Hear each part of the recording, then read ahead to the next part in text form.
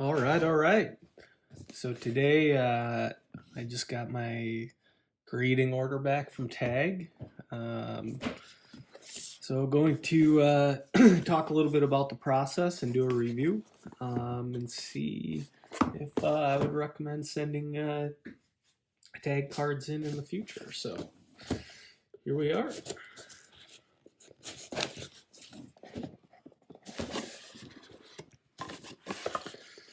So the one thing I will say about this process as a whole,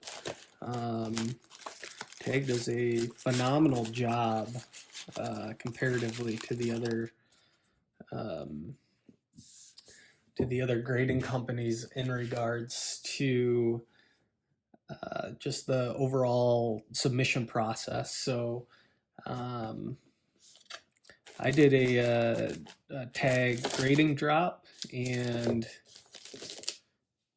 basically the way that it works is you can buy a certain number of spots at a discounted price, and you can then go in and submit the cards that you want to send in.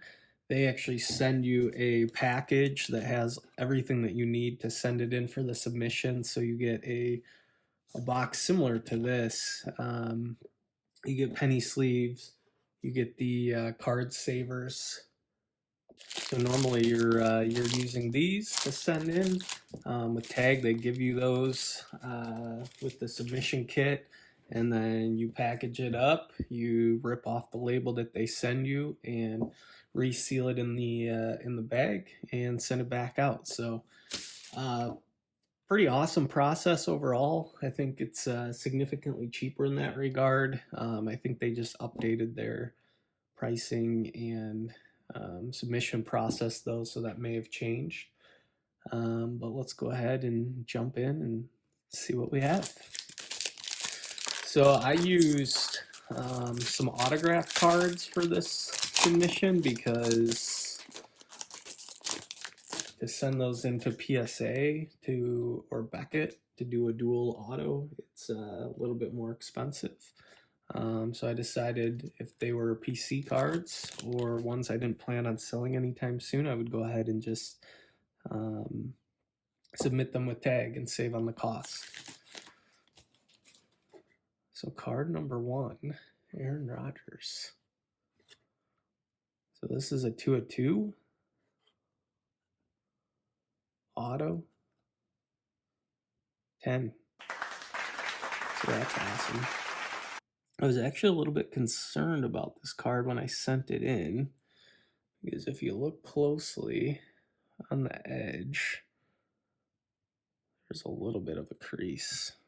But I was able to kind of clean that up before I sent it in, so happy with that one.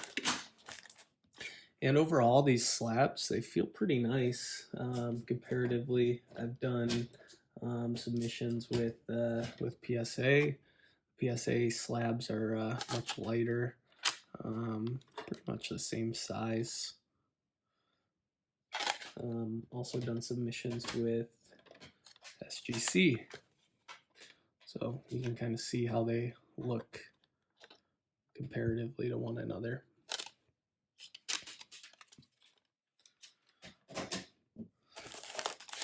All right, number 2. So I think these little wrappers are kind of a cool little surprise as well for people that don't want to see their grades ahead of time. That's not me. I usually typically look at those, so that is what it is.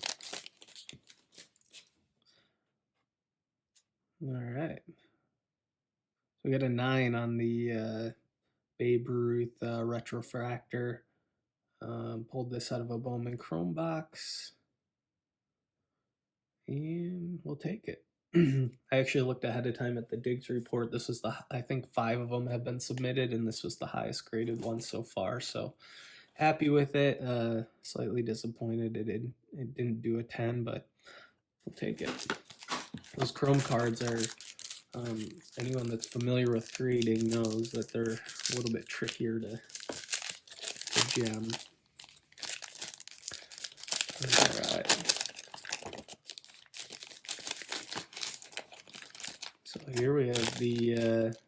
Ezequiel Tovar, Topps Chrome base. I got a 9 on this one as well. So I'll have to look at the report on this one. This was really close to being a grade higher. So as you can see here, this was a 944, and the Aaron Rodgers was a 961, which was a 10. So probably could crack that and resubmit it elsewhere. Maybe does a 9, 5, or a 10 at SGC. Next card.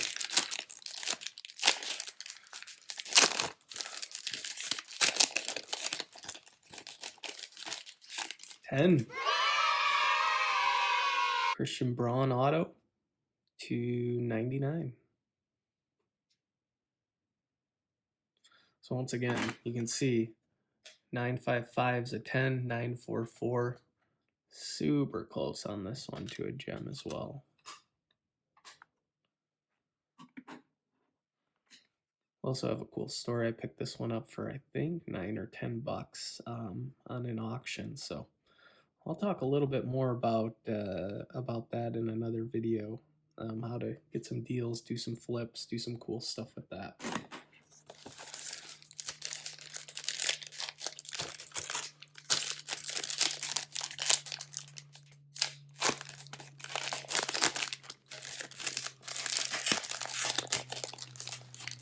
All right. Ken Griffey Jr. Prism. 9. I was looking at this beforehand to submit it. I thought this had a really good shot at a 10. It was really clean card, but now looking at it a little bit closer, it does look a little bit off-centered even to the eye. So anyways, Ken Griffey, numbered to 99. Just thought that was a cool card.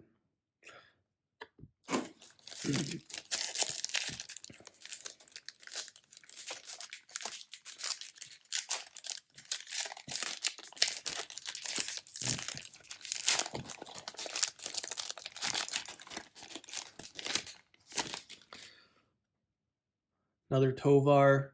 This was a Bowman first, 10. So this is awesome. This is a really clean card. I picked this up at an auction as well. I think I paid around $20 for this card, maybe a little bit more with shipping. So super happy with that. 980. I think they have a pristine status that's a little bit higher. So this one was really close. Still awesome. Happy with the 10 on that. All right. Next. Garret Wilson, 9. Kind of disappointed with this one a little bit, even though it's a 9, just because when I sent this in, I thought for sure this was going to gem. Super clean card.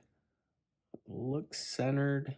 Looked center when I did the with my grading tool and the magnifying measurements. So I'll have to look at the report on this and see what knocked this down. But cool card. Thought I'd get this slabbed. Probably will end up selling this. This was kind of a test card for me to see what people think of tag slabs.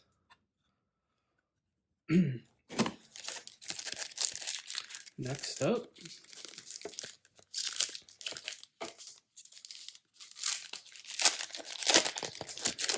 all right, disappointment. 7 on the Henry Davis. So this one I'm probably gonna crack. I did look at the Diggs report on this, and there's a couple things that are a little inconsistent that I'm worried about. I did get dinged here. I know I saw that on the edge. I'm not sure if that happened during shipping or what happened there, because I don't think I would have submitted that. Um, Anyways, awesome card. Henry Davis auto to 15. One thing I didn't like with this is that they dinged me on this as a print issue, which if you look at these cards, that is the way the card's designed. So, not thrilled about that. Like I said, probably end up cracking this. I think that I can fix that spot there and probably can resubmit this elsewhere and get a much higher grade. Unfortunate, because this card looks really nice in this slab. All right.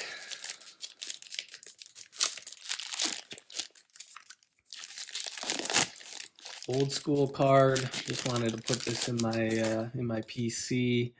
8-5 on the Roberto Luongo autograph.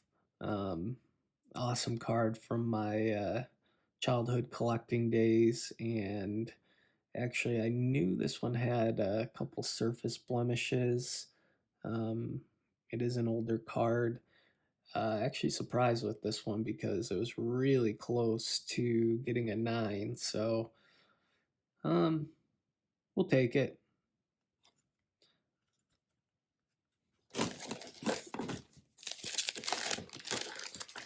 All right, last card.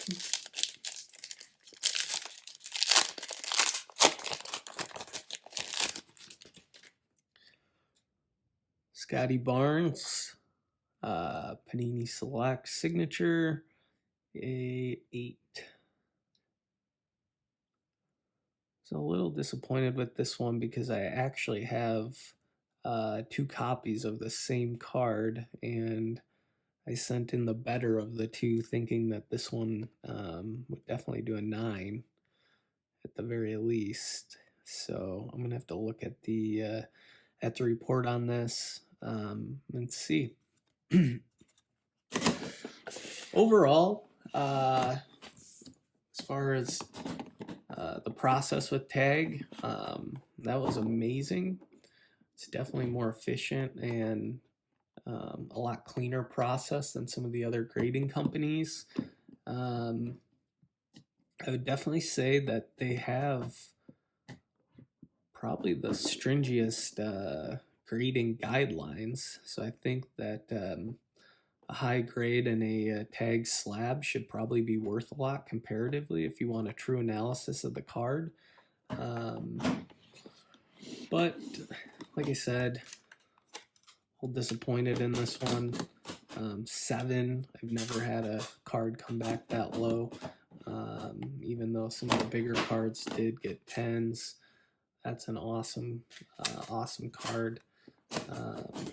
Like I said, probably a little bit harder to get higher grades with tag. Just to give you an example, I can show you some PSA cards that I've gotten back, and you can see here a gem on the Brady. I got an 8 on the Sam Howell. This one actually had a crease in it, or like a print line in it that I was unaware of. My PSA submission was one of the first ones I did, so I've gotten a lot better at what to look for here. I got a 10 here on the Kenneth Walker, and a 9 on the Tom Brady Victory Rookie card, which these older cards are harder to get high grades on, in my opinion. So those are some there. SGC I've done pretty well with overall. 9.5 here, 9.5 here, 10 on the Shohei, Gunner. Those ones are probably pretty easy to get 10s on, but 10 on the Riley Green auto, 10 on the Torkelson Prism Refractor. I know these ones are a little bit tougher. And the top's chrome just to get the centering perfect and the surface with no print lines. Also have a 10 of Jackson Jobe as well. So I'm a Tigers collector. And so, yeah, let me know what you think overall. Like I said, probably will be cracking the one slab here, but overall pretty happy with it. I'll be keeping these two in my PC, so not overly concerned about the lower grades at the moment. Thanks for watching. As always, please like and subscribe.